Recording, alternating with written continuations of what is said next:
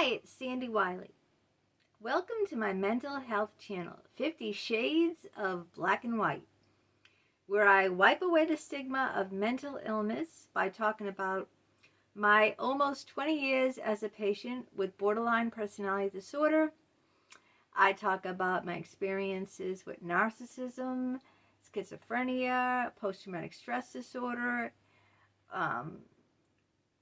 OCD,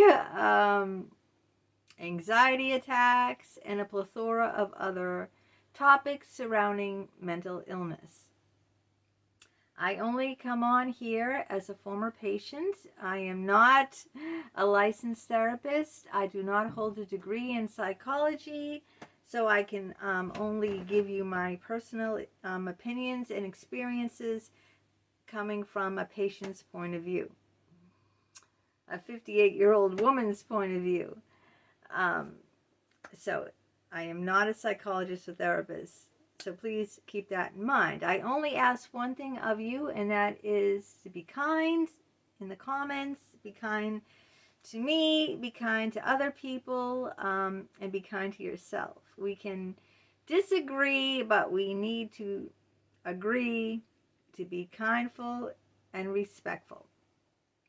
Now, if you like what you see here, give it a thumbs up. If you haven't already, please subscribe to my channel. It's 100% free. So, today's $1 million question is, what's the worst kind of narcissist for a woman to be? Oh, there are men, too, of this kind, too. But today, we're going to talk about the woman, all right? I'm not trying to, be sexist or anything. I'm just going to talk about the worst kind of narcissist for a woman to be is a Karen. Heard of the term Karen? Go look it up. I don't know. I can't give you a definition of where it originated, why it came to be like that, why Karen is used. They picked that name, and I think there is a male version too of it for men. Today I'm going to talk about the woman. Okay, so today is going to be the woman. Now, Karen's and the male version too. I don't know what they call the male version. Shout out, put it in the comments if you know the male version of a Karen. Is a narcissistic, Karen's a narcissistic woman, usually middle-aged now, that likes to complain, who feels entitled to everything, and, snooty, nothing is too good for her. We've all come across Karens in our lives, all right? Geez, I pick out the beauties. Again, when I was talking about the scapegoating in my last video, I talked about my mother, okay? Again, my mother was a Karen, and my best friend was a Karen. I don't know why I became best friends with this girl. We had a lot in common. I think that's why we both had special needs kids.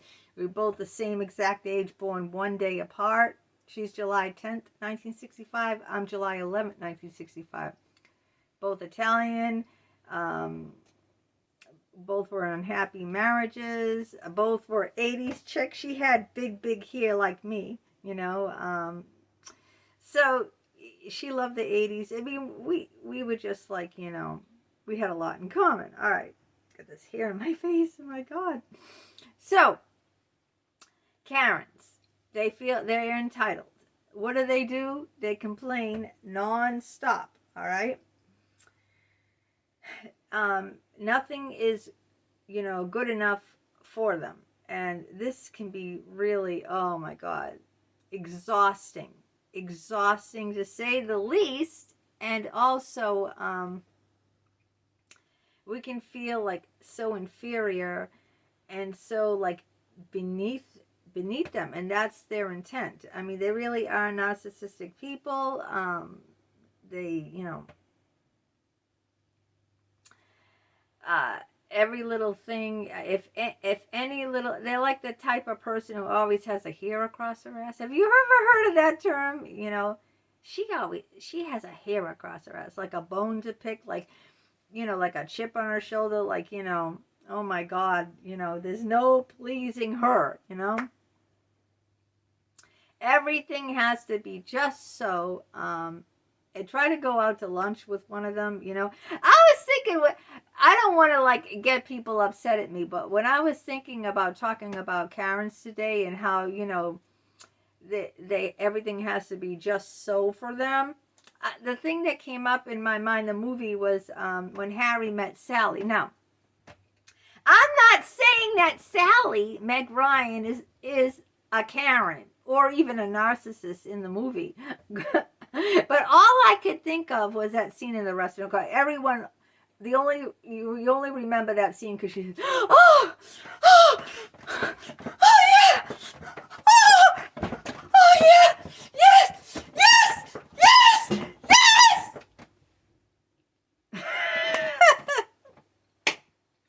When she's faking a mind-blowing orgasm, okay? Oh God, but I'm not talking about that part of the scene, okay? I'm talking about when she's ordering her salad, all right? And she orders the dressing on the side.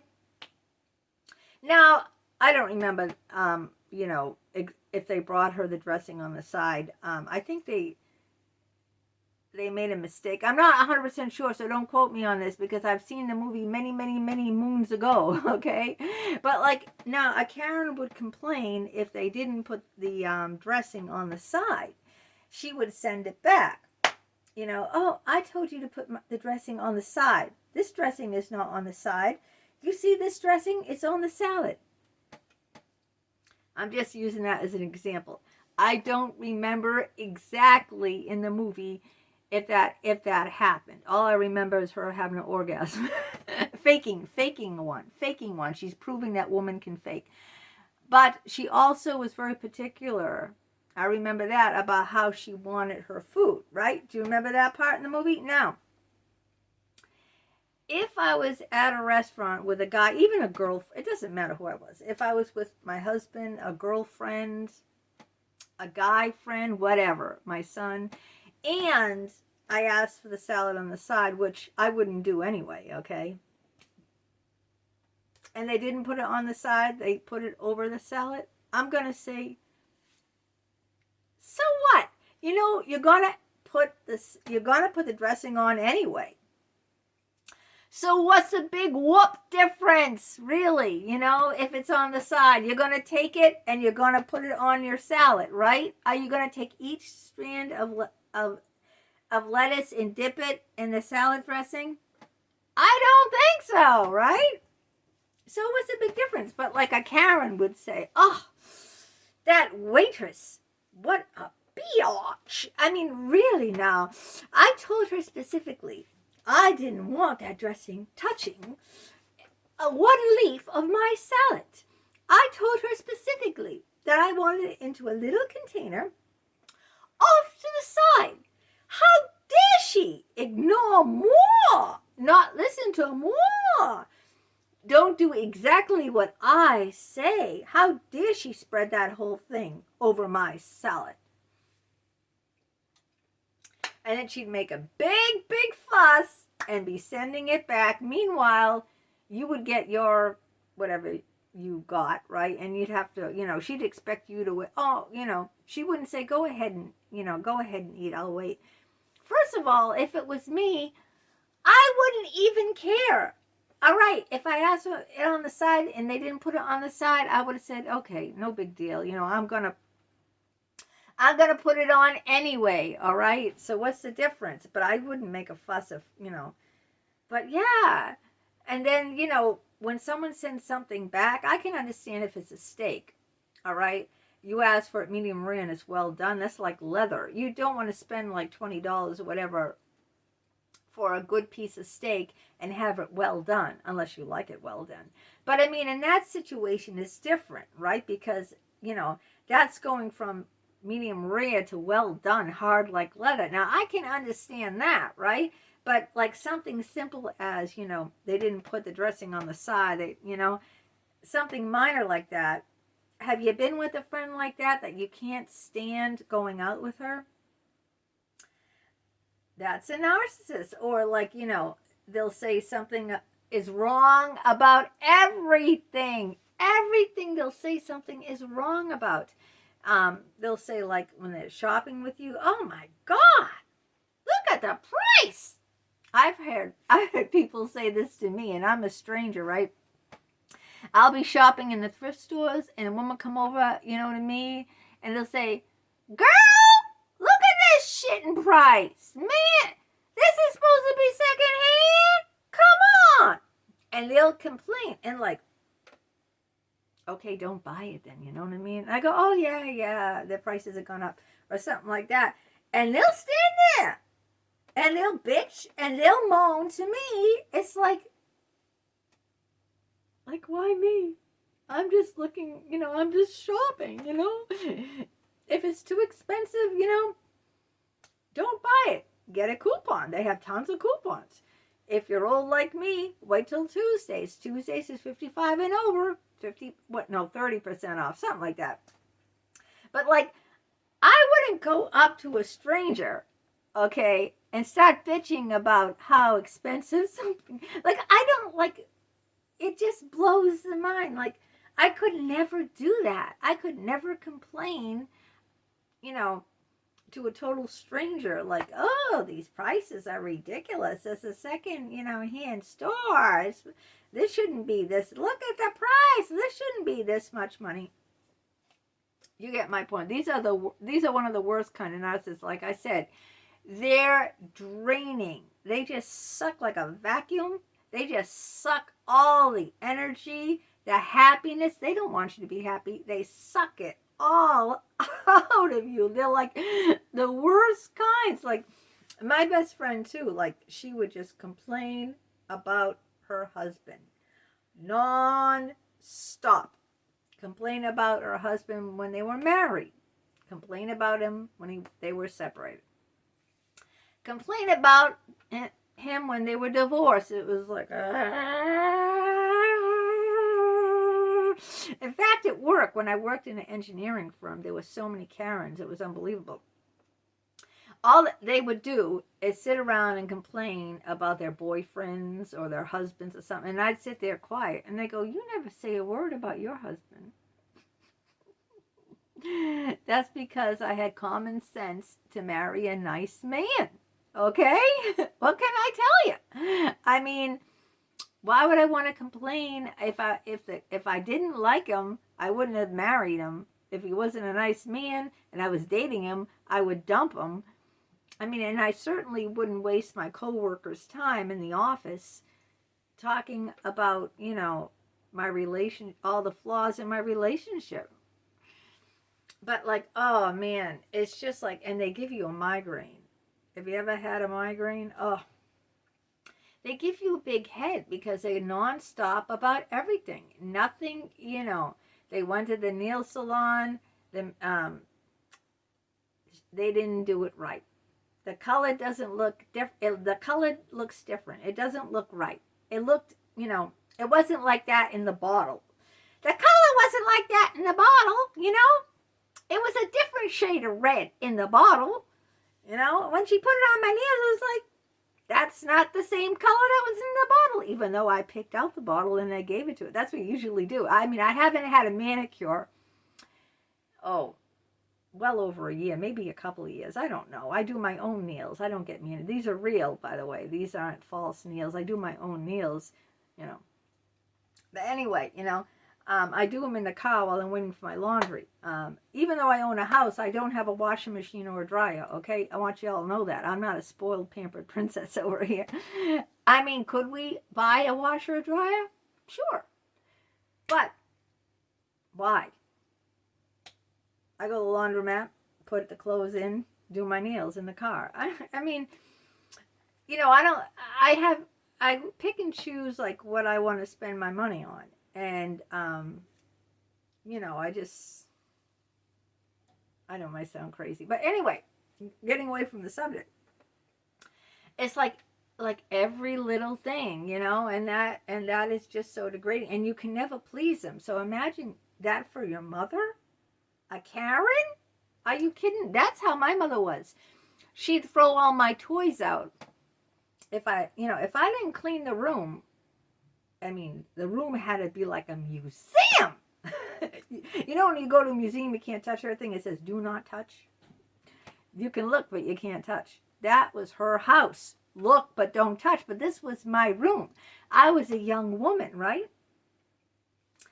She would just, take everything and dump it and say, clean this shit out, I mean, everything had to be spotless. She'd throw things out that were mine, that I wanted, because you don't need this, you don't need that. This is, everything had to be perfectly aligned and just so.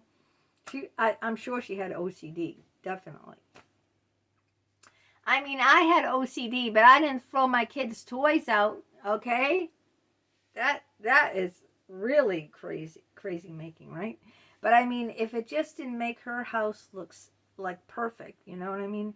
Everything had to be perfect. It couldn't be moved. It couldn't be touched. It couldn't be lived in. You really couldn't live in that house. So, I'm sure, that at least, you've known one of these narcissistic Karens, these entitled, witches that everything has to be just they're so entitled, they want it just so, and it's exhausting, it's emotionally draining, and you can never please them, okay? No matter, and don't even try. I mean, whatever you do is never going to be good enough. If you make them dinner, it's like, that was another thing, My mother wanted the food boiling, piping hot. When I mean boiling, like you couldn't put it near your mouth because it would burn you. You get 3rd-degree burns by eating it, right? You had to stick it in the freezer to let it cool first. If the food wasn't boiling hot enough to give you 3-degree burns, I'm not kidding you now. I'm serious. Throw it out. That's no good. And then when the food's on the table, hurry up and eat it before it gets ice cold. Hurry up. Hurry up. Hurry up. Eat your food. Eat your food before it gets ice cold. God forbid the food should even get, warm, be warm, not boiling hot on the plate. You had to eat, you had to inhale, you had to wolf that food down, because God forbid she would not allow food that wasn't piping, steaming, the steam coming up, like there's, a fire, in the kitchen with all the smoke, or if smoke wasn't rising from your plate, then the food was no good. It was ice cold. You had to send it back. Smoke had to be rising from your plate. Oh, I'm so tired just talking about this, really. But these are narcissistic type people, these Karens, and there's a male version too. And they just suck it all out of you. Now, I'm so tired just from talking about them, I think I'm going to go take a nap. All right, till next time, take care.